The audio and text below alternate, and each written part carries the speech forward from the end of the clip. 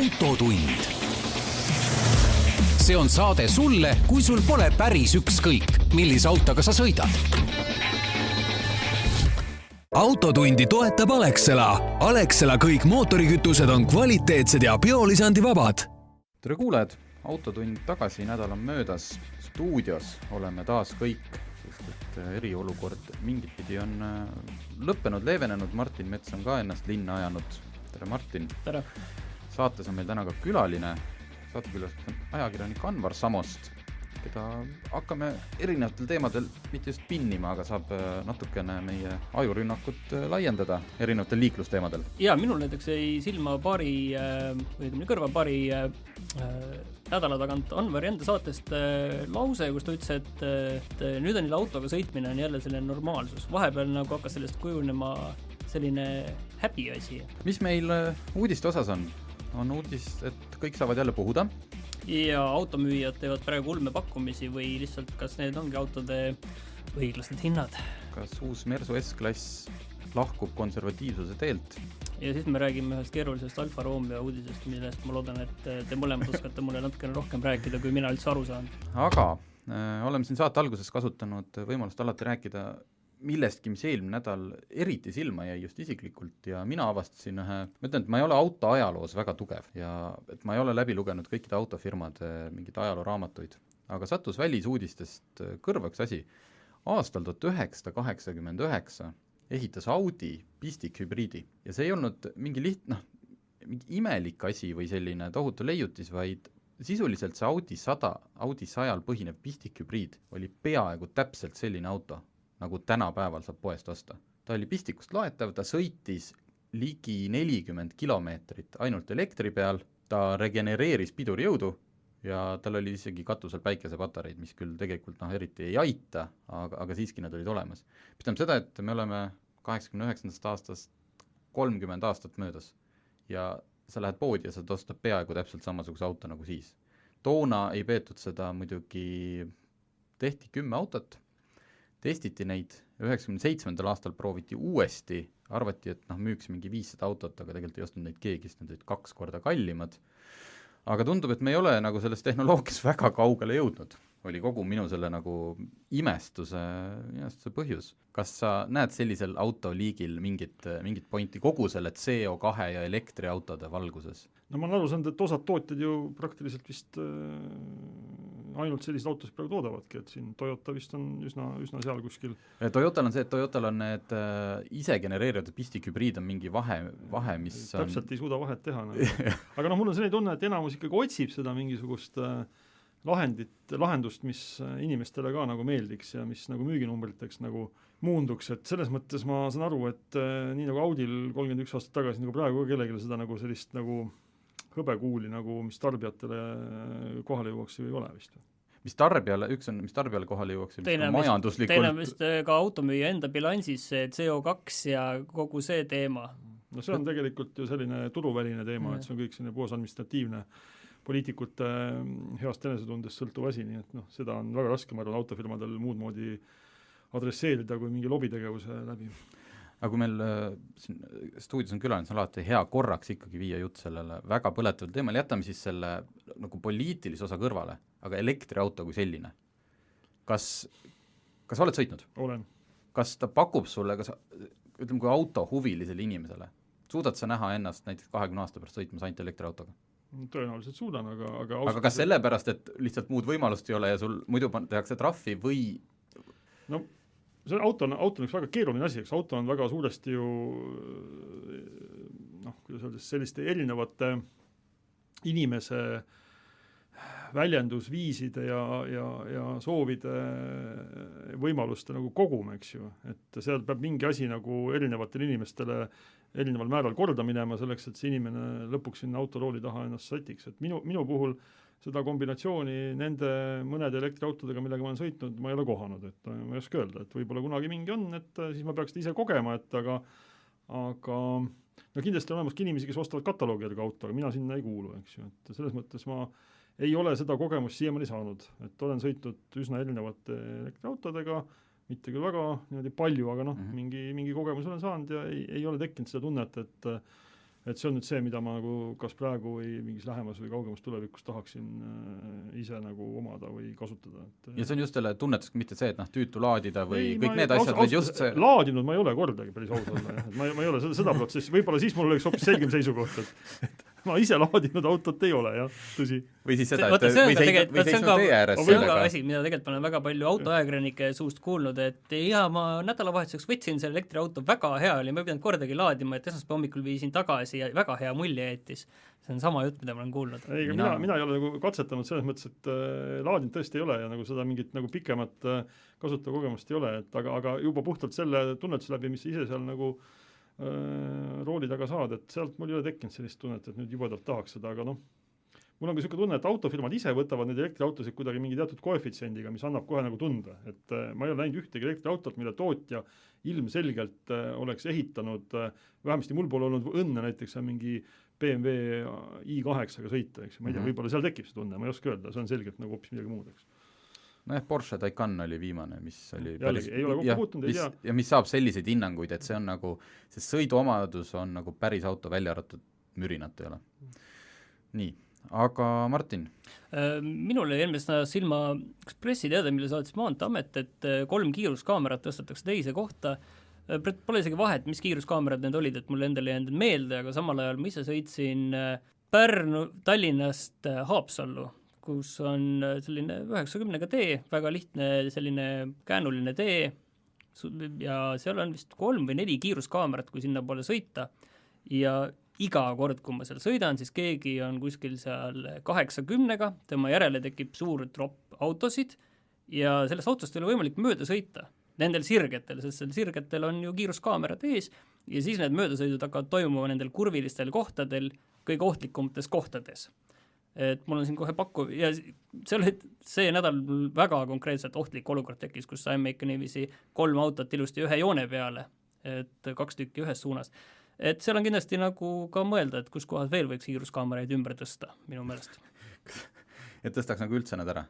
Ei, nad võib tõsta teise koha peale, see on kurvilisi kohti, kuhu neid tõsta võib küll, lihtsalt mitte selle sirge peale, kus kõige ohtlikumad momendid tekivad. Mina mäletan, et kui need esimesed kiiruskaamerad näiteks Tallinn-Tartu maanteele pandi, see võis olla aastal 2012 näiteks, kui ma ei eksi, siis ju tagantjärele seda teemat uurides tuli välja, et kiiruskaamerad ei pandud enamasti mitte sellesse kohta, kus nad oleks liiklusolude läbi põhjendatud olnud, vaid pandi sinna, kus oli olemas kergelt ja väheste kuludega tekitatav elektriühendus. Ei, see on tõsi, see ei olnud mingi nali, see oligi nii, politsei Maanteeamet ise tunnistas seda. Jah. Ja nüüd on vist see, ma ei tea, kas siiamaani on see, et osad putkad on ju tühjad või vähemalt alguses oli see. Isegi paljud on tühjad. Jah, et sa kunagi ei tea ka, et kas seal on siis. Nad väidetavalt küll tõstavad neid sisusid nagu ümber aeg-ajalt. Aga see on ikka minu jaoks konkreetne koht, kus iga kord ma näen, kus reaalselt need kiiruskaamerad tekitavad nagu ohtlikke olukordi juurde, mitte ei vähenda neid. Ega seda analüüsi ka tegelikult sellist, mida keegi sõltumatult oleks teinud, mis aitaks nagu aru saada, et kas kiiruskaamerate just nendesse kohtadesse või üldse paigutamine sinna teeserva on konkreetselt inimkahjudega liiklusõnnetusi kuidagi vähendanud, et seda ausalt ma sanon, et siin võib vaielda, et Maanteeamet on ise mingi uuringu siin möödunud aastal tellinud, aga ütleme nii, et tahaks ikkagi natukene midagi sõltumatumat ja selgemat ja pikaajalisemalt näha, et mul on selline tunne, et see uuring võib-olla nagu ei jätaks päris sellist tulemust, mida selle kiiruskaamerate projekti autorid on tahtnud. Et kui nad investeerivad, siis nüüd on ju need mobiilsed kiiruskaamerad, et huvitav, et neid putkasid ka jätkuvalt ikkagi ehitatakse ka juurde, mitte ainult ei tõsteta ära. Kuigi tegelikult iga see ju maksab, eriti see elektriühenduse tegemine, juhul kui tahetakse kuskile metsa ja samas ju lihtne on tõsta välja see mobiilne kaamera. Vot, aga teine asi, mis on nüüd tagasi, on see kõik puhuvad ja mis on ka tegelikult väga huvitav statistika tuli sealt välja, et selle aasta alguses on tabatud, ühesõnaga vahele jäänud rohkem joobes juhte, kes on kriminaalses joobes, võrreldes eelmise aastaga. Ja see number on selline ikka 200 tükki rohkem, sellised 1200 inimese hulgast. Ja politsei ise tõi välja selle, et kuna lõpetati siin eriolukorra ajal ära need kõik puhuvad reidid, mis tavaliselt, mille käigus saadi kätte inimesi, kes sõidavad pigem siis jääknähtudega või sellise mitte kriminaalse joobega. Ja nüüd erikolor, et loomulikult juhte kontrolliti edasi, aga neid alkomeetrid ei pandud kuskile ära ja ilmselt siis kasutati rohkem seda, et inimesed helistasid, et keegi kuskil on kahtlane ja otsiti ilmselt neid riskikohti rohkem, kus saadi siis kätte kriminaalses joobes juhte, mis on minu arust sellise väikse uudisnupu, mis politsei ise välja saatis, sellise pressiteate, selle põhjal ma ütleks, et see on ju palju tulemuslikum ma ei tea, politsei ressursi kasutamine, kui saadaks kätte kriminaalses joobes juhid. No igal juhul eriolukorra ajal need oli teede ääres, igal juhul politseiautosid palju rohkem näha, isegi sellistes kohtades, kus muidu me ei olnud neid aastaid näinud igal juhul, et võib-olla siis sellist klassikalist järelevalvet tehti oluliselt rohkem. Minu meelest isegi oli politseipatrullide arv oli kahekordistatud, et politsei nagu näitas oma kohalolekut igal pool, aga see, kuidas Eestis tegelikult ma arvan, et päris paljudes kohtades üsna karistamatult võib alkoholijoobes ringi sõita, see on ju tegelikult minust aastakümneid lahendamata olnud, et kui me vaatame kas või neid mitme surmaga lõppenud raskete liiklusõnnetuste nagu ühiseid jooni, siis tavaliselt on seal mingi nädalavahetuse öö ja väike kõrvaltee ja mitu inimest autos ja kuhu sõidetakse, et see on alati nagu tundub, et pigem on tegemist sõiduga, mis minnakse kas siis järgmisse peokohta edasi või minnakse täiendavat alkoholi hankima. Et see on nagu minu arust ühisjoon ja kuskil seal väga väikestes kohtades tõenäosus, et sa politseipatrulli otsa sattunud, et see on ikkagi väga, väga vähene, millest iseenesest on kahju muidugi. Ja seal ilmselt nagu üks lahendus ainult ongi, et lihtsalt rohkem patrulle sellistesse kohtadesse. Jah, see nädalavahetus oli ju Jõgevamaal raske avarii, juht küll pääses õnneks, ta oli ilusti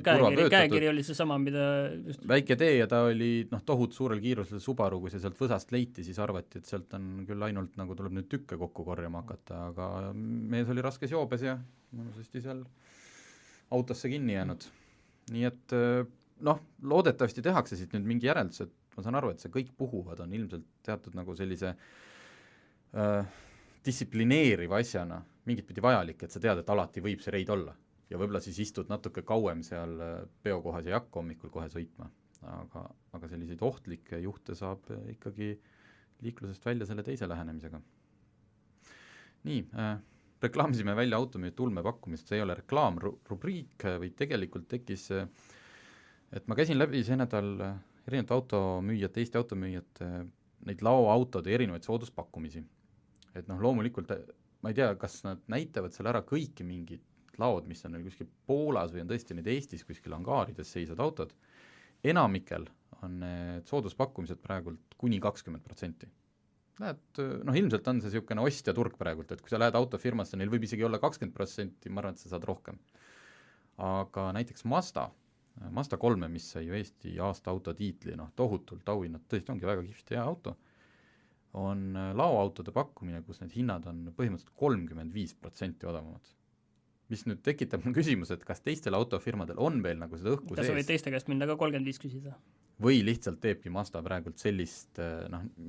sellist hädamüüki, et ja need ei ole üksikud, just eristabki sellest, et seal müüakse ka hästi odavalt Jaguare, mis tundub, et on nagu üksikud sellist, kas siis salongi tema autod. Aga kui seal Mazdal oli kui lappad kümneid ja kümneid Mazda 3-sid, mida sa saad osta 30-35% odavamalt, et kas see nüüd on nagu turupõhi? Et kui suur on see kate seal selles automüügis, mis ei ole muidugi halb, mina ei ole kunagi sellise kasumi ja katte vastane olnud, aga et kui madalale veel hinnad saavad langeda? Selline kui ma meenutan 2009-2010 aastat, siis ikka tegelikult ka toll oli need allahindlused olid sellised kolmandikuni ulatuvad, aga see oli automargiti tegelikult väga erinev, et seal vist ikkagi tegelikult väga palju olenebki sellest, et kas nii-öelda lauseis on olemas või kas teda ei ole olemas, et erinevatel markidel ongi vist erinevad need müügistrateegiad, jällegi ei ole pädev, aga tundub, et nendel, kellel on see laoseis nagu pigem nagu reegel, et seal on ka need allahindlused tulemas. Ja siis need, kes tegelikult ikkagi enamasti teevad auto sulle tellimuse peale valmis, mis on kallim ots, et seal võib-olla seda kuidagi tarneahelat on võimalik paremini säästlikumalt korraldada, et ei ole teki sellist otsest nagu survet finantseerija poolt, et see raha tuleb uuesti käibesse saada. Mäletan seda hetke eelmise kriisi ajal, kui ma 2008 või 2009 võtsin endale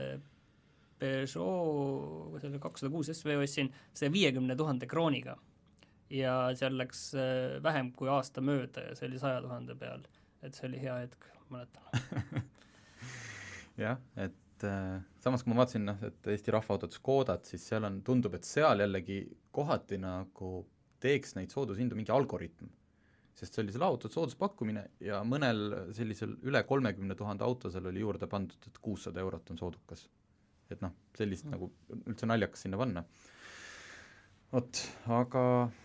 selline turg hetkel on. Räägime veel ühest teemast, mis me lubasime ekraanide. Eelmine saade vist rääkisime siin, kas ja kui head on, kui autos on hästi palju ekraane versus füüsilised nupud. Ja nüüd, kui see aasta näidatakse kohe varsti uut Mercedes S-klassi, ametlikult ei ole näidatud, aga kuskil ilmselt transpordist ühest kohast teise on mingid vennad pääsenud sinna sisse, mingid laotöölised ja lekitanud veebipilte. Ja see tähendab seda, et me nüüd nägime, et uues S-klassis on sisuliselt keskkonsoolil on üks suur ekraan nagu Teslal ja juhi ees on veel teine ekraan, mis oli kuidagi eriti imelikult sinna rooli sambale pandud. Aga tundub, et kui siiani kõik viimase aja Mercedese proovisõiduautod, mis meil on olnud, on päris ühesõnaga meile meeldinud, sest seal on siiski alles need see näeb väga veider välja, ma ütlen, et see väga veider, iPad oleks pannud nagu rooli taha lihtsalt iPad. Just, et võib-olla me saame siin tünga, et see ongi ainult mingi täielik prototüüp alles, aga see peaks kohe varsti avalikustatama, nii et mine tea. Et kui nüüd Mercedes läheb ka selle peale välja, ma ütleks, et mõneti konservatiivne firma, et nad kaotavad ära kõik nupud nagu Teslas, siis neil saab neid oma klientuuri ikka päris keeruline olema veenda, kes sinna salongi sisse astub, tahaks oma eelmise põlvkonna S-klassi välja vahetada ja see avastab, et tal pole sul ühtegi nuppu enam. Et ma ei tea, kas sind häirivad nupud, häirib sind puutetundlikkus, kuidas sa saad? No mina olen kindlasti selline lihtsuse pooldaja, et tegelikult mida vähem kõikvõimalikku nii-öelda konkreetsest sõidufunktsioonist kaugemale minevad seal on, et mina näiteks olen ka see inimene, kes seda navigatsiooni praktiliselt üldse ei kasuta, aga see on väga individuaalne ilmselt, et mul ei ole kunagi ühtegi autot olnud, kus liiga palju oleks ekraane olnud, et ja kui on, siis ma pole ikka kasutanud, et ma arvan, et enamus nagu tegelikult autotootjaid üritab kuidagi seda sama minimalismi põhimõtet nagu rakendada, aga see ei ole minimalism, kui sa kuhugi lihtsalt ühe täiendava ekraani paned ja upud ära koristad, et mulle tundub, et see on iga jälle otsingute koht, et nii palju võimalusi on, tahaks nagu midagi rakendada, aga seda osatakse nagu optimaalselt teha, seda ma ei tea, et mis see keskmise S-klassi ostja vanus seal Saksamaal on, et see on kindlasti mingi ma pakuks 50 teises otsas nagu, et või isegi kaugemal äkki või? Just ju arvestades, kui suur mudelivalik on neil üldiselt, siis neil ei ole ka vajadust, et püüame nüüd nagu nooremaid inimesi S-klassi juurde tuua, et selleks on neil teised mudelid, et või on see lihtsalt see tootmisahela see, et nad hakkavad ka varsti kõik teisi mudeleid sinna viima, et see on see odavamaks tegemine, et kui sul on igas autos ongi ekraanid, siis sa lõpuks ei pea tootma enam neid nuppe, sest kui sa peaksid siin ühte S-klassi neid tegema, siis on, ma ei tea, mastaabi efekt. S-klassi hinda arvestades võiks teha ju nagu, et ja üsna kallitest materjalidest, ja üsna hea disainiga, et varem on ju tehtud tegelikult, et väga raske, ma pole ise seda suurepärast fotot näinud nendest erinevatest ekraanidest, et no see on, jääb nagu nende BMW lõputuse neeru värk, millega nüüd jälle ähvardatakse, et lähevad veel suuremaks, et puristid või siis fännid, nad saavad lihtsalt loota, et autofirma hetkel nagu meelega teeb seda. Siis on see hetk, et kui läheb, nüüd on jälle kõik õige ja nüüd on tagasi, et nüüd on neerud väiksed ja nüüd on jälle nupud tagasi ja siis on või siis see, et nad hetkel näitavadki meile meelega neid ekraane ja siis, kui nad avalikustavad, siis kõik rõõmustavad, just, et sinna on ikkagi jäetud see nupurida ja kõik on hästi. Ja siis enam teisi hulle asju, mis niisama on hullud, neid ei pane tähele enam. Just, et sa saad, see on seesama see Tesla mudel, et ükskõik mida sa teed, sa pead saama sellega meediasse. Elon Muskil on lihtne, ta teeb mingi lolli avaldused, on jälle meedias, aga ka kõik Tesla mingid uuendused ja asjad on tihti sellise kiiksuga lihtsalt selleks, et sa saaks seda tasuta publicityt. Minul on hoopis teine küsimus, et kui tegelikult enamus riike on ju liiklusjärelevalves läinud sinna, et sa ei tohi telefoni käes hoida, sa ei tohi mingeid muid igasuguseid nutiseadmeid seal roolis kasutada, et kui sul pannakse sinna nii-öelda autotootja poolt mingisugune hiiglaslik ekraan, mis ei asu tegelikult selle auto sõidusuuna suhtes nagu ootuspärases vaatenurga all, et kuidas seda tõlgendada, et noh, et ma arvan, et see on tegelikult mingis mõttes ikka väga, väga ohtlik, et kui inimene läheb kuskile sinna oma põlve juurde toksima mingeid asju sõidu ajal, et see on kindlasti vaatad hullem kui mobiiltelefonis mingi sõnumi kirjutamine, et ma olen kogu mõelnud, et kuidas selle asjale mõju nagu mingile liiklusohutusele välja võiks näha. See on täpselt seesama, et nupust sa saad selle tagasi, sa tead, kus see nupp asub, tunned ära käe järgi, aga sa pead vaatama menüüsse juba sukelduma seal ja juba on su tähelepanu täiesti mujal. Kui meil oli siin paar saadet tagasi Henrik Roonemaa, kellega me mõlemad sõitsime selle Mercedese linnamaastur GLB-ga, siis ja uue Volkswagen Golfiga, mille see slogan on ka, et all new digital Golf, oli see sama, et Henrik ütles ka, et tal on nii palju infot, et isegi see juhi olev ekraan, et sinna kuvatakse sulle kõike. Aga tegelikult sa tahad näha, kui kiiresti sa sõidad ja see on ka kõik. Aga sul on kogu aeg vilgub seal midagi, et seda segamist on palju tõesti. Ja viimane sellist uudiste teemades, et kuidas autofirmadel ühtepidi on õhus kerget, eks nad ise tahavad ja me ka tegelikult tahame natuke positiivsust, et kõik siin käivitavad ennast, juba võib välismaal poodi minna, juba väidetavalt taastuvad, kui ma ütlen sulle, et täna just nägin, kui palju kukkus aprillikuus võrreldes eelmise aastaga Hispaanias, Itaalias ja Prantsusmaal automüük. See oli 97%. Ehk siis sisuliselt, ma arvan, need 3% autosid, mis toodi, võib olidki kuskile politsei autod. Et sealt on päris kerge taastuda õnneks. Või näha taastumise märke, et kui aprillis ei müüdud ühtegi autot ja maikuus mõni müüakse, siis taastubki. Aga autofirmad on hädas sellegi poolest ilmselt veel pikalt. Ja paar, mis mulle jäi silma, oli üks huvitav, natukene traagiline lugu on McLaren, kes tahtis saada ka riigi toetust, nagu nad kõik, ja neile öeldi, et meile tundub, et te ei ole piisavalt teinud, et ise leida nagu võimalusi oma nagu kas siis käibevahendite saamiseks või laenu saamiseks. Aga McLaren on juba hiinlastele maha müüdud või veel ei ole? Ei ole. McLaren nad leidsid veel ühe õlekõrre ja nad sisuliselt kas juba panid või panevad panti oma kollektsiooni, mille väärtus on hinnanguliselt, tekkiski see küsimus, et seal oli juttu 300 miljonist, et see läheb, sisuliselt lähebki nagu panti või nagu sa ostad korteri, siis see läheb tagatiseks, et nad saavad kuskilt laenu ja tagasi on see autokollektsioon. Aga autokollektsiooni väärtust on ju väga raske, seal on mingid autod, mis tõesti ongi, maksavad 15-20 miljonit, aga et McLaren pidi nüüd panema ja kui neil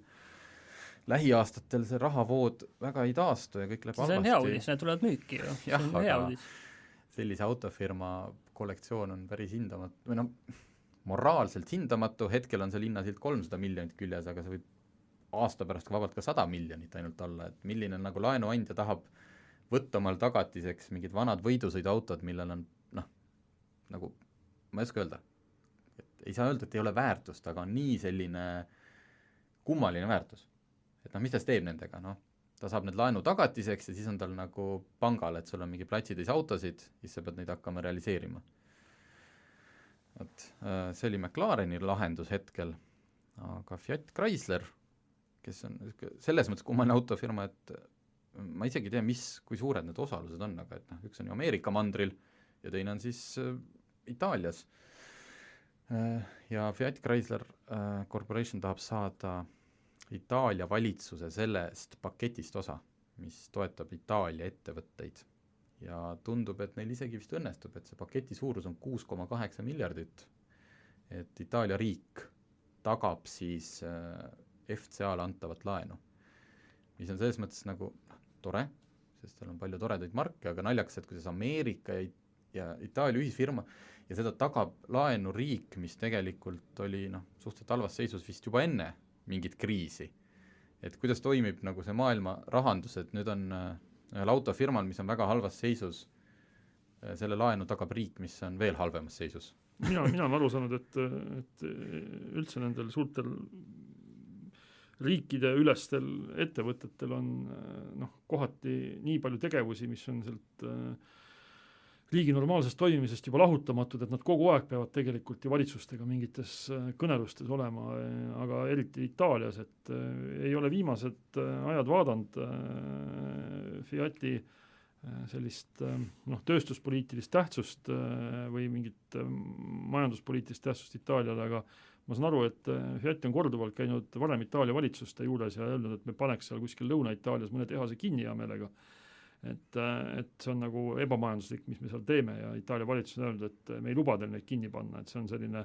pidev kõnelus selle üle, et mis on tähtsam, kas see, et mingi tehas annab kuskil mingile mõnele tuhandele inimesele väga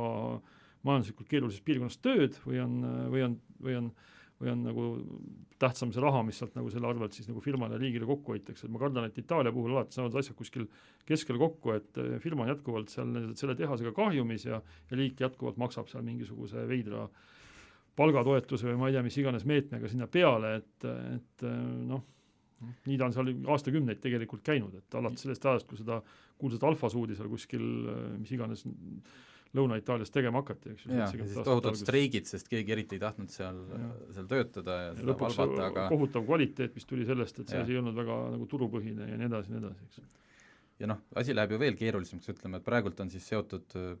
Ameerika ja Itaalia autotööstus, aga kui nüüd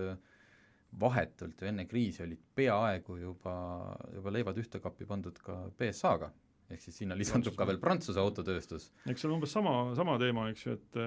nendes riikides, ka Ameerika Ühendriikides, muidu autotööstus ei ole ju mingisugune väga selline vabaturu majandusharu, et seal on tohutu mingisugune ametiühingute ja riigi ja veel mingite kolmandate ja viiendate osapoolte nagu sellised huvid, mis on kõik mingite ka osaliselt seadustega ju nagu kivisse pandud, et see on selles nagu ikkagi väga veider maailm, et kui keegi arvab, et näiteks Prantsusmaal või Itaalias autotootmine on mingisugune turumajanduslik ettevõtmine, siis ma arvan, see inimene eksib väga kõvasti. Aga kas Ameerikas oli, sest et peale eelmist kriisi ju, kui autofirmadele anti päris palju abi, aga praegult on suudetud nagu vähemalt jätta mulje, et see aitas ja autofirmad tulid sealt välja. Kas nad tegelikult ka tulid või see lihtsalt visati raha? Tollal oli teistsugune kriis hoopis, ja nad tulidki välja, tollal oli see Ameerika see TARP nimeline programm, millega vist kõik 3 autotootjat abi said, et see nägi välja niimoodi, et põhimõtteliselt sama, mida praegu ju Eesti valitsus teeb Tallinkiga suuresti, kuigi me täpselt seda Tallinki lepingut ju ei tea, aga sisuliselt tähendas ju see seda, et riik sai aktsiate tagatisel laenu ja mingi hetk oli ka neil kontroll enda aktsiate üle teatud hetkedes, kui need firmad said nagu jälje peale, sama Chrysler ja General Motors ja Ford, et siis nad said ju nagu need aktsiad, riigil tekkis õigus mingisuguse fikseeritud hinnaga need aktsiad välja osta või endale saada ja kuna turuhind oli tol hetkel hoopis parem, siis tegelikult need autotootjad maksid lihtsalt turuhinna ja fikseeritud hinna vahe kinni riigile ja riik sai raha ja autoettevõtted olid omadega nagu jalul, aga see jällegi näitab seda, et nagu mingisuguse päris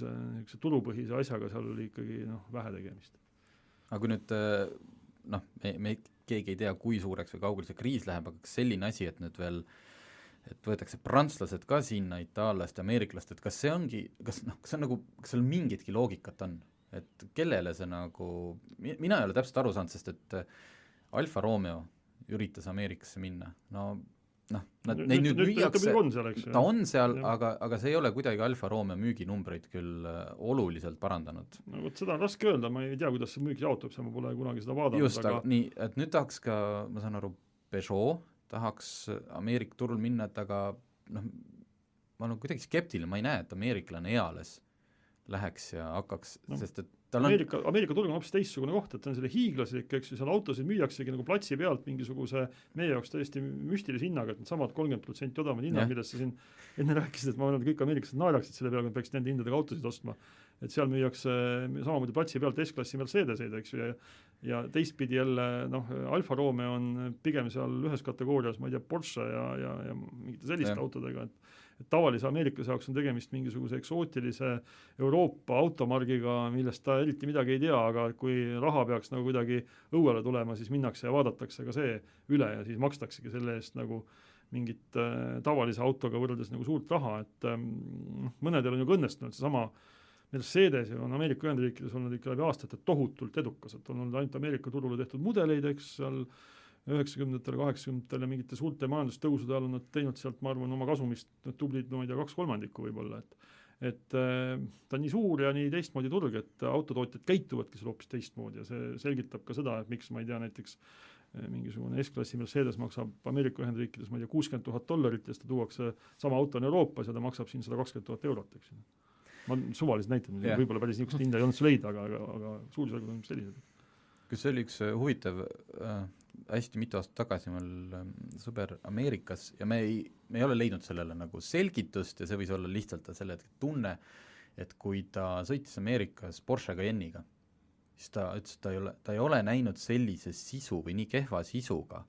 Porsche Cayenne'i Euroopas.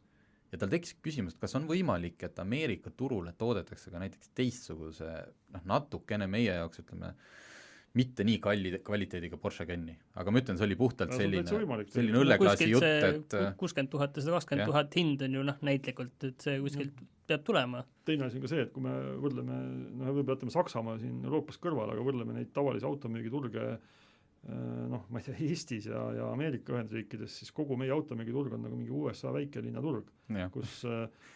kohalik automüüja tegelikult, tema marginaalid on nii õhukesed ja tema nagu põhiline tulu tulebki sellest hiiglaslikust käibest, mis see seal teeb, eks ju, et väga võimalik, et mingi samasugusel turul, nagu siin Eestis on, kus on kõik automargid esindatud, Ameerika Ühendriikides on 2 automüüjat, kes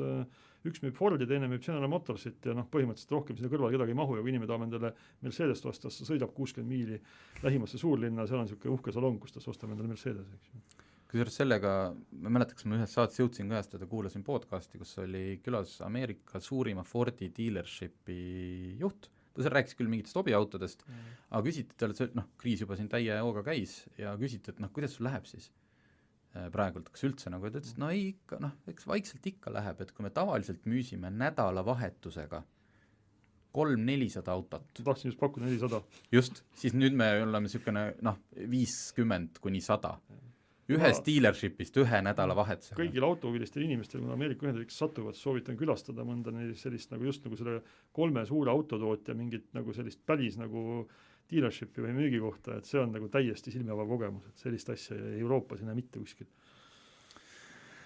Aga sellist, et me siin vist nii kaugele see päris minna, et miks üldse Euroopa ja need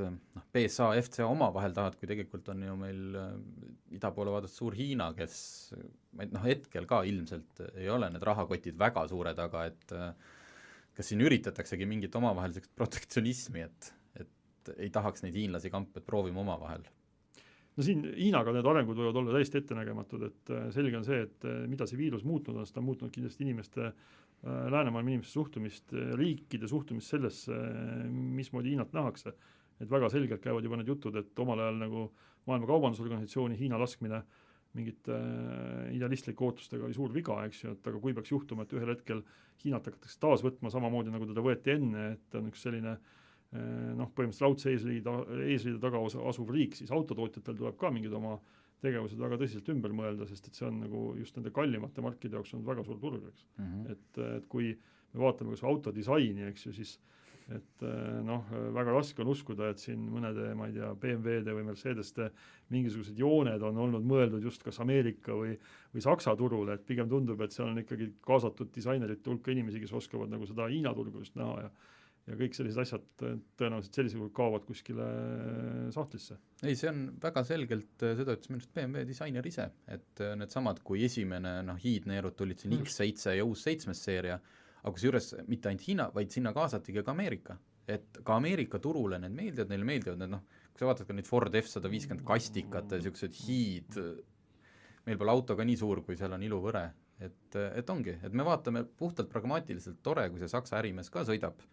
selle 7 seeriaga, aga volüüm tuleb mujalt ja sellepärast me teeme niisugust autot, mis müüb nagu volüümi. Aga meil on uudiste, me oleme siin sujuvalt läinud igal teemal natuke arutama, mis ongi hea, aga me oleme uudiste osaga lõpuni saanud, et me saame võtta nagu natukene selliseid laiemaid. Kas lähme sinna äkki, mis ma enne juba tahtsin küsida, et kas see autoga sõitmine nüüd enam polegi häbi asi, et siin vahepeal et näiteks mul siin samas kõrval istub Tarmo, et minu meelest temaga häbeneb öelda, et tema auto siin linnas sõites võtab üle 10 liitri bensiini 100-le, et ma ei tea, kas sa nüüd ka enam häbened seda? muidugi häbenen, aga me oleme selle pärast, et auto võib vabalt võtta üle 10, võib ka 15, aga siis võiks see bensiin minna ka hobujõududesse. Minul läheb see bensiin lihtsalt kuskile, sellepärast et seal on hobujõude umbes 100. Et ma häbenen seda sellepärast, et ma võiksin bensiini kasutada imeline sihtotstarbeliselt. auto see küll on selline. 97 aasta Toyota Camry, 2,2 liitrit. See oli auto, millega ma esimest korda elus esimene uus auto, millega ma Ameerika Ühendriikides sõitsin, et 97 aastal väga tore auto tegelikult. Ei, ma alati seda nii kirjalikult kui raadiosaats alati kiidan, ongi väga, ma eelmine kirjutasin, see on maailma kõige parem igav auto. Ta on nagu, ta vist ei lagune ka mitte kunagi. Ta ei lagune, ta ei paku sulle mingeid emotsioone, aga ta ei sega mitte kuidagi, ta on niisugune mugav. Sa ikka vahepeal räägid, et sa ikka käid ikka seal teeninduses ja 20, jah, tõesti 25 aastat vana autol, ma vahetasin ära 25 aastat vana starteri, see on ju täiesti normaalne. Võt, aga ei, jah, et selle auto sõit normaalsus, et aga meil on ju selles mõttes, et auto sai natuke teise tähenduse ju vahepeal praegu. Auto on kindlasti paljude inimeste jaoks on tarbese, et nendel inimestel tõenäoliselt õnnestub ka kataloogi alusel ükskõik millist elektriautot müüa eeldusel, et ta nagu tee peale ei jäta, eks. Aga väga paljude autoostjate jaoks auto on ikkagi mingisugune isikliku nii-öelda isiku mingisuguse tahte ja mõttemaailma väljenduseks ja nendel inimestel on kindlasti suhteliselt nagu piinarikas olnud kuulata, kui valesti nad kõiki asju on kogu aeg teinud, kuna neil on auto kuidagi emotsionaalselt lähedane tundunud, et nüüd jälle selgub, et tegelikult auto on mingis mõttes väga selline ratsionaalne valik, et ta on nagu väga sellist individuaalset ruumi võimaldav ja kui siin ühistransport on linnade vahel kinni keeratud, et ma saan, et vahepeal, ma ei tea, äkki praegu on võib-olla selline hetk, kus Tallinnast Viljandisse vist otse bussiliin ei olnud. Kindlasti 2 nädalat tagasi oli selline situatsioon, et bussiga ei olnud Tallinnast võimalik ühistranspordiga Viljandisse sõita ja võib-olla veel mitmetesse kohtadesse. Et siis autoga ju võisid minna, millal tahtsid ja kuidas tahtsid ja kokkuvõttes nagu, kui valida selle vahel, et ei saa minna, või siis lähed millal tahad ja kuidas tahad, et see on ju oluline erinevus. Et mina olen ka alati auto peale mõelnud seda, et auto on selline ülim ka nagu isikliku individuaalse vabaduse väljendus, et mis on nagu lääne ühiskonna selline suur alustala, et ei usu mina, et sellist asja on sealt üldkonstruktsioonist võimalik kunagi nagu mingite suuremate kadudeta ja kahjudeta välja võtta, et praktiliselt vist ükski diktatuurirežiim pole ka kunagi suutnud inimestele auto ärakasutust ära keelata. Nõukogude Liidus tegelikult oli autot võimalik osta täiesti. Jah, see lihtsalt seal oli sekkus turumajandus, et neid ei olnud võimalik piisavalt toota, aga see olnud jah. Võisid minna Kadaka turule või võtta kuulutuste lehe ja sealt sa selle auto mingisuguse müstilise hinna eest ka said. Aga eelmine aasta tuli see jutt, et meil on nüüd tõuksid, et sul ei ole enam autot tegelikult vaja ju. No tõuksiga Viljandisse, seal Mulgimehe ristis on nüüd küll jah, elektriautot laadi, aga tõuksi vist laadida ei saa. Linnas, vaata mõtlengi, et mina, kui need tulid need Citybee autod, mina nõudselt vaimustuses, aga ma ei näinud kordagi, aga sama asi, et ma lihtsalt see Anmari see sama vabaduse, et ma ei näinud, et see asendab mu autot. Ma nägin, et see asendab mul teatud hetkedel autot, kui mul... Ja aga see Citybee mudel on ju tegelikult mingis mõttes selle sama nagu vabaduspüüdluse ülim väljendus, et sa kõnnid mööda tänavat, näed tänavanurgal seda Fiati autot, sa tead, et sul on võimalus minna, võtta see auto, sõita kuhu tahad. Aga seal see isiklik läheb ainult sellest valemist välja. See individuaalne vabadus on alles selles mõttes, et auto omamine on üks asi, aga auto kasutamise võimalus selle sama oma vaba tahte väljenduseks on teine asi. Et selles mõttes nagu minu jaoks on see maailmavaateliselt väga tore, et kui ma näen, et kuskil on mul alati võimalus lihtsalt kõndida, vaatan auto, võtan, sõidan kuhu tahan, kaua tahan, kellega tahan, millal tahan, eks ju, et ma ei usu, et sellel on väga palju võimalik nagu selliseid võrreldavaid alternatiive läbi ajaloo välja pakkuda. Ja mis meid siin nagu pikemalt päästab, ilmselt ma saangi aru, et autost hakatakse tegelikult loobuma siis, kui see on lihtsalt nii lõputult ebamugav või kallis. Et Londonis nüüd lubati jälle liiklema, aga ühtlasi, see vist oli varem plaanitud, tõsteti seda Londoni kesklinna saastetasu veelgi niimoodi, et seal lihtsalt jõuga surutaks nii kaua, kuni sinna tõesti tuleb kas see, kellel on vaja, ilmselt äkki neil on ka, ma arvan, kaubaautodel mingi hetk võivad tasuta tulla, ühesõnaga. Aga et Eestis eelmine nädal oli saates Jussi Pärnpuu, kes ütles, et Eestis selle rahvastiku arvuga ei saa eales olema selliseid autodega seotud probleeme, nagu me tegelikult suurlinnades. Selliseid makse ma ei usun ka, et ei näe. just sellepärast, Vähemalt et meil ei usun. teki ka nii suurt probleemi, sest rahvaarv on ikkagi piiratud ja autode hulk, et isegi kui mina olen näiteks kollektsionäär ja mul on 15 autot, siis liikluses on neist korraga ikkagi ainult üks. Ja Eesti on tegelikult selles mõttes nagu täiesti teine maailm jällegi, kui võrrelda, ma ei tea, Londoniga või mis ükskõik millise suurlinnaga, et pigem on see nagu küsimus suurlinnade tulevikust, kui on see küsimus autode tulevikust, et ma arvan, et Manhattanil juba 40 aastat ükski terve mõistusega inimene ei sõida autoga ringi, et seal on mõttetu tegelikult ja me ei räägi siin mingitest administratiivsetest poliitilistest piirangutest, vaid me räägime sellest, et see lihtsalt juba enne neid piiranguid muutus nagu väga tülikaks tegevuseks, et aga samas jälle, kui vaatame mõnda teist USA suurlinna, et sama Los Angeles, eks, mis minu arust on väga halvasti juhitud linn ja väga, väga suurt tagurpidi käiku teinud viimase 20 aasta jooksul, siis seal tegelikult ongi tekkinud selline absurdne olukord, et autoga sõita on tülikas, väga, väga, väga, väga tülikas ja seal ei ole mingeid nagu neid ummikumakse või mingisuguseid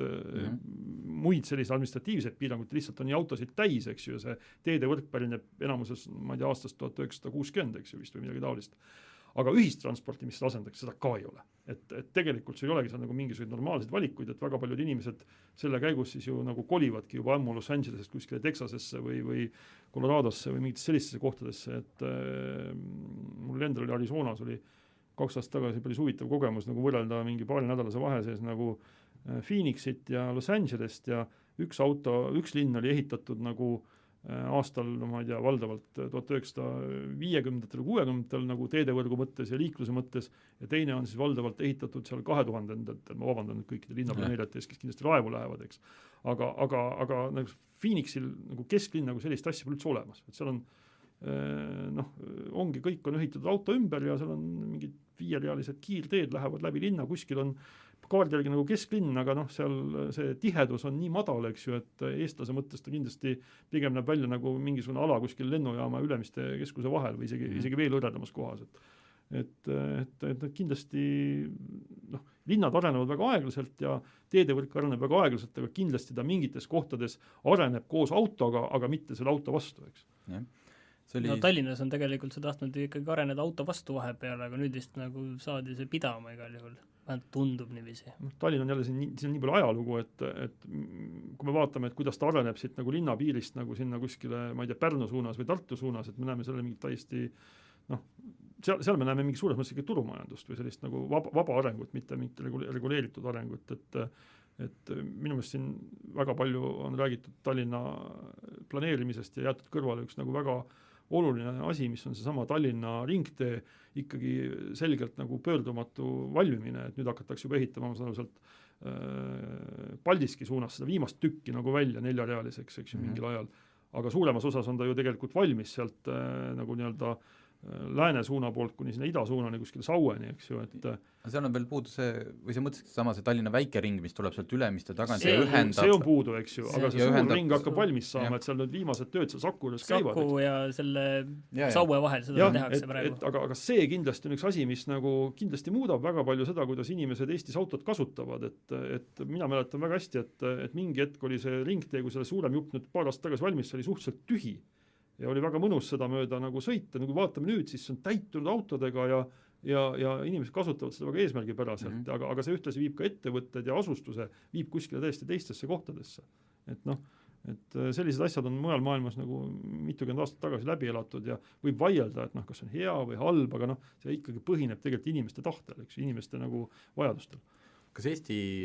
3 seda praegu põhisuunda peaks olema 4-realised täispikkuses? Narva, Tartu, Pärnu. Need võiksid olla ammu juba tegelikult, et mingis mõttes nagu on suur õnnetus, et neid ei ehitatud sellistena välja aastal, ma ei tea, nagu Leedus 1987 või 86, eks ju. Et tegelikult on see nagu mingis mõttes on ju piinlik, et meil on selline väike riik, kus on väga lihtne tegelikult teid ehitada. See ei ole nagu, me ei ehita siin maanteid mingite tuhandete kilomeetrite taha, eks ju, ja me ei ole siiamaani suutnud seda teha, see võimalus on meil igas mõttes kogu aeg olemas olnud, et see on nagu mingisugune rikas inimene, kes elab majas, kus nagu, vabandage, aga WC on hoovi peal. See ei ole normaalne tegelikult. Aga kas seal põhjus, mina ei ole ammu enam aru saanud, kas see on pigem nagu poliitiline tahe neid teid teha või siis see sama Eesti, mis oli see laenupoliitik, et me põhimõtteliselt ei laena Euroopa Liidust laha, et neid sest alati ma toon näiteks Horvaatiat, mis on ju meist selle SKP poolest tagapool. Kas see enam üldse on? Kindlasti palju tagapool. Ja kui ma sõitsin seal Horvaatias, sisuliselt sa sõidad läbi kaljud üle suurte orgude, on tehtud ideaalne tee, ja see ei ole, ma ütlen, see ei ole ju mööda sirget maad, nagu meil tuleb teha. Et miks ei ole Eestis ta valmis tehtud? Eestis on see teede ehitamine kulgenud ja mitmete selliste oluliste nagu nii-öelda, ma ei oska öelda, krampide või tõkete läbi, eks ju, et kõigepealt on meil olnud väga vähe poliitilist tahet, nüüd tegelikult viimased, ma arvan, mingi 6-7 aastat on see poliitiline konsensus olemas olnud, eks ju, nüüd on ta jäänud selle taha, et lihtsalt meil on kuskil hulk ametnikke, kes ütlevad, et see on kõik väga keeruline ja meil võtab planeerimisprotsess aega ja tegelikult Eesti on ka vahepeal nagu kas heas või halvas on jõudnud sinna, et igasugused planeeringud ja keskkonnamõjude hindamist võtavad reaalselt nagu aastaid aega, et meil on üks tuulepargi keskkonnamõju hindamine, kuskil saab loode Eestis, mida on vist tehtud tänaseks täpselt 11 aastat ja mitte kuhugi pole jõutud, eks ju, et täpselt sama me võime ilmselt näha nende teedega, Rail Baltic on hea näide, eks ju. Et siis, kui nagu oli lihtsam ehitada, me ei ehitanud, kuna puudus poliitiline tahe ja raha, nüüd kui meil olemas poliitiline tahe ja raha on olemas ja tegelikult ma arvan, et ka majanduspoliitiliselt oleks väga mõistlik järgmise 3 aasta üks neid teid ehitada, nüüd me tegelikult oleme selle taga, et see protsess ongi tehtud lihtsalt niivõrd bürokraatlikult aeglaseks, et seda ei saagi kiiremini teha. Need asjad on nagu vahetunud, mis on seda takistunud, aga need takistused on olemas olnud kogu aeg. See viimane lõik, mida praegu ehitatakse, see on vist mingi 4-aastane projekt või 5-aastane projekt sisuliselt ju mingi jõhkralt pikk igal juhul. Jah, kui Tartu suunast räägime. Tartu. Kuigi ma ütlen, et alati, ma olen kogu aeg ise Tartu poiss, seda Tartut maininud, aga alati, kui ma olen sattunud sõitma Pärnu suunas, ma saan aru, et tegelikult see nagu liiklusohutuse mõttes on isegi hullem, sest sinna on see rekkaliiklus on, see nagu närvilisus, mis sul toimub, sest see rekkaliiklus sinnapoole on minu arust isegi karmim kui Tartu suunas, mis tegelikult selle sõelumise ja ohtlikud möödasõidud tekitab. Ja üks oluline asi on tegelikult, see on üldse Eesti eripära, aga tegelikult mida minu meelest üldse selles nagu nii-öelda teede ehitamises ja teede arendamises arvestada on see, et ega ehituskulu või kas või ütleme, see kogu protsessi kulu ei väljendu ainult nendes nii-öelda otsestes kuludes. Et minu nagu Meelis näide on siin see 700-900 meetrine lõik Tallinna piirilt laagrist, mida ehitati vist kokku mingisugune 2 aastat peaaegu, nüüd on jälle lahti kaevatud, väga tore, eks ju, et tõenäoliselt see leiti nagu tavalise hankemenetluse käigus odavaim nagu võimalus selle tegemiseks, mis on väga kiiduväärt, kuna maksumaksja raha tulebki kokku hoida, lugeda, eks ju, aga mitte keegi üheski Exceli tabelis ei arvutanud välja, et mis oli see miljonite ummikus veedetud tundide hind, mida kandsid need samad maksumaksjad, kes istusid seal ja ootasid, et põhimõtteliselt saaks hommikul tööle ja õhtul koju ja ma kujutan ette, keegi tuleb välja, ütleb, polegi vaja autoga sõita, aga tegelikult kui inimene elab seal kuskil selle suuna peal, ega tal ühistranspordiga ka nagu tihti ei ole seda võimalust, ja siis tuleks arvutada ka selle ühistranspordi maksumust, mida nagu võiks ju mingi asendusena seal nagu rajada, aga seda, et kui palju see kulu ühiskonnale tervikuna on see kogu kulu, et seda on väga vähestes kohtades, üksikud Ameerika Ühendriikide osariigid on, kus on arvutama hakatud ja alles ka viimastel aastatel, et seda pole keegi arvutanud ja ei tahagi teha ilmselt, kuna see oleks niivõrd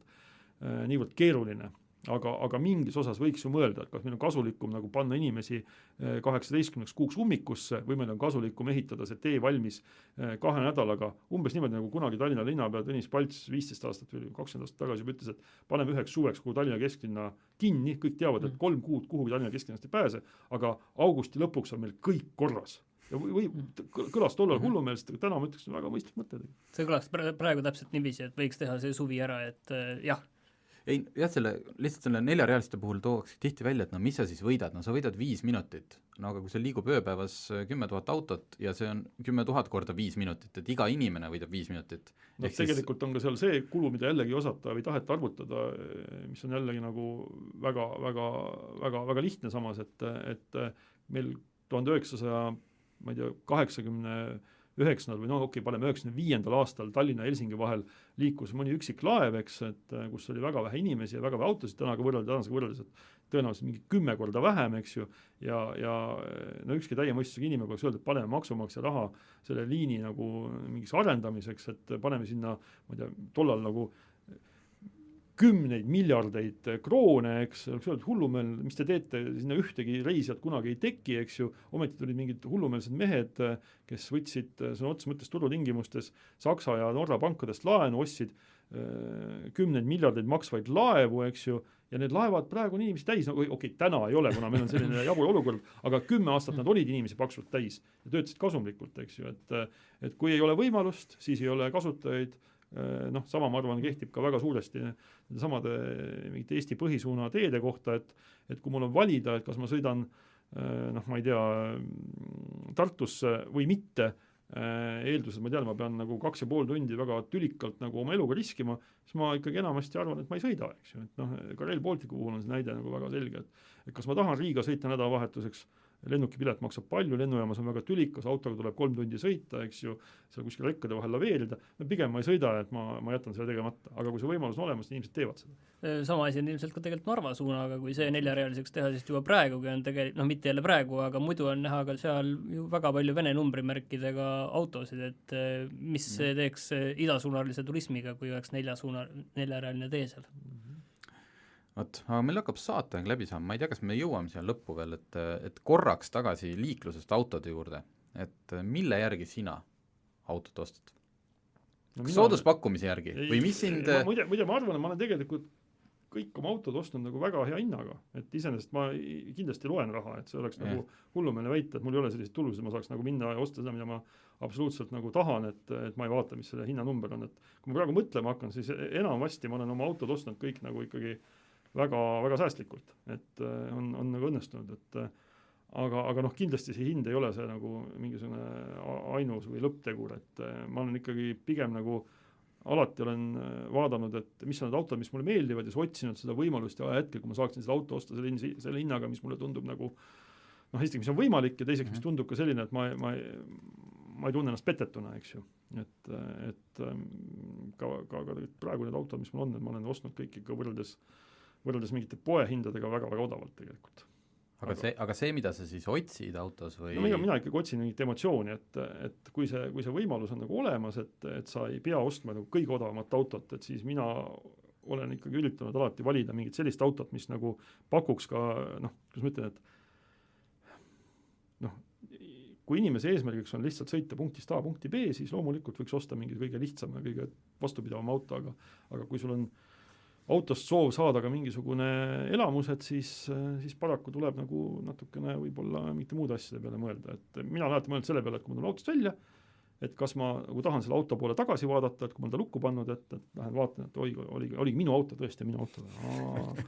Et see on nagu alati minust nagu mingit nagu hindamatu väärtusega nagu, et parklas kõnnid mööda, vaatad oma auto, kurat, minu auto. Aga praegult kas jätame igast kriisid ja asjad ja kas autotööstus, kas sa näeksid, kui sa peaksid praegult ostma uut auto, on nagu, ma ei tea, kas õigel teel või näed sa sellist emotsionaalseid autosid? Väga palju on neid tegelikult, et tegelikult täiesti hämmastav, kui palju neid tegelikult on, et ma arvan, et on palju hullemaid perioodi olnud, et mõtleme kõik 70-ndate peale, mis oli tõesti kohutav tegelikult ja isegi 90-ndatel ikkagi asi läks mingis mõttes jälle nagu väga imelikuks, aga praegu tegelikult praktiliselt iga autotootja toodab mingeid asju, mida ratsionaalselt ei peaks olemas olema, üldse ei peaks olemas olema. Ja ma arvan, et võib-olla nad ei teeni ka raha seal nende mudelitega, et konkreetselt ma arvan, et Alfa Romeo tootja ei teeni mingit raha, eks, millega ma teeb neid autosid, mille eest ma olen sügavalt nagu tänulik. Eks. Jah, aga küsimus on see, et mind paneb tohutult see Alfa Romeo muretsema, sest ma tahan ka ju omal, aga et kaua selline asi kest saab. Samas vaatame Aston Martini pealt, kes ei ole 113 aasta jooksul on teeninud umbes kuulasin podcast, umbes 10 aastal on kokku kasumit teeninud ja ta on ikka elus. Jah, aga see näitabki seda, et tegelikult need inimesed, kes neid autosid teevad ja kes neid autosid kasutavad, et ei tee seda ainult sellepärast, et kuskilt tekib mingisugune sääst, eks. Et mis mind tõesti hirmutab on see, et kui tekivad need mingid väga-väga suured autoettevõtted, kus tegelikult ilma igasuguse riigipoolse sekkumiseta igasugune loomingulisus nagu välja surutakse ja nullist mingit väikest autoettevõtet tänapäeval püsti panna ikkagi, ma arvan, jätkusuutlikult ülimalt keeruline, nagu mitte nagu võimatu, et selles mõttes nagu tuleb loota, et on mingid sellised hulle nagu aktsionäre ja hulle suurettevõtete juhte, nagu oli viimane lahkunud Fiati kontserni juht, eks ju. aga noh, selle emotsioone ikka väga palju, vaatame sedasama Mercedest, eks ju, et noh, ikka väga paljusid autosid, mis on mudelvalikus, on selge see, et teevad ainult raha pärast ja igasugust nagu head maitset ja südametunnistust alla surudes, aga on ka mingeid asju, mida teevad selgelt ainult selle pärast, et nad teavad, et neil on see võimalus ja keegi teine ei teeks seda, eks ju, et see on nagu mingis mõttes nagu natukene nagu mingi sport või kunst või ma ei tea, noh, mingi loominguline selline eneseväljendus, et see, kui see ära kaob, ma arvan, et see autotööstus on surnud ka. Et kui see kägistatakse nagu liigi poolt ära, ta on surnud ja kui ta kägistatakse nende korporatsioonide enda sellise raskuse all kokku, et siis ta on ka surnud ilmselt. Ja sest selliste väiketootjate, noh nagu Aston Martini puhul, mis öeldi, et tegelikult neil oleks vaja, neid aitaks tohutult see, et kui nad saaks mingi suure firma nagu alla, noh näiteks, ma ei tea, Volkswagen või keegi, sest nad on kogu aeg hädas, aga samas siis võidaksegi mingi hetk kuivalt otsustada, et ei ole enam kasumlik ja me lõpetame ära, aga praegult nad leidsid ju järjekordse sellesama, nagu sa ütlesid, fanaatiku, Lance Stroll, kes pani veel sõbrad kokku ja pandi sinna väga mitusada miljonit lihtsalt oma raha alla, et Aston Martin veel kord ära päästa. No mis Aston Martin on nagu selline asi, mis on meil enamusele nagu elu lõpuni kättesaamatu ja jääbki, aga mis minu jaoks on palju olulisemad, on mingid sellised mudelid, kus on mingi suur tootja, kes teeb mingit nagu tavainimesele siiski kättesaadavat autot, nagu ma ei tea, siin need Toyota ja Subaru ühisprojekt, mis iganes BRC ja GT86. Mis need nimed on, ma ei suuda kunagi meelde jätta, aga noh, tundub nagu, et seda ka ei tehta ilmselt nagu raha pärast, et seda tehakse ikkagi sellepärast, et meil on see võimalus ja meil on see mingis mõttes nagu moraalne kohustus, eks ju, et seda teha, kuna meil on see võimalus olemas, eks. Või siis need Nissani Z-autod, mis nagu tegelikult on ka ikkagi lõpuks nagu võib-olla 10 aasta järele ka tavainimesele kätte saadavad ja võib-olla pole kogu oma väärtust veel selleks hetkeks nagu minetanud, eks. Et jumal tänud, ilmselt istub kuskil ikkagi ka mingi PR ja turundusosakond, kes ütleb, et meil peab olema neid autosid, mis on kogu aeg... Ma kardan, et PR ja turundusosakond seda mitte kunagi ei ütle. Ma arvan, et see on vastupidi. Tulevad insenerid ja lähevad ja teeme midagi. Et me saame teha seda, et see ei lähe väga palju maksma, et äkki topime selle kuskile nagu eelarvesse. Nagu me teeme need kolm seda PR-asja, mis nad tahavad, teeme ära, aga sellest me teeme ka ühe selle asja. Ma kardan jah, see pigem viskab sedapidi ühega autofirma nagu siseelu nagu tundmata, et muidu neid asju ilmselt nagu ilmselgelt olemas ei oleks. No nii, aga ma arvan, et me tõmbame nüüd otsad kokku. Suur tänu, et tulid. Saime targemaks ja kui meil tekib veel küsimusi, me kutsume tagasi. Olgu, aitäh! Aitäh! Autotundi toetab Alexela. Alexela kõik mootorikütused on kvaliteetsed ja biolisandivabad.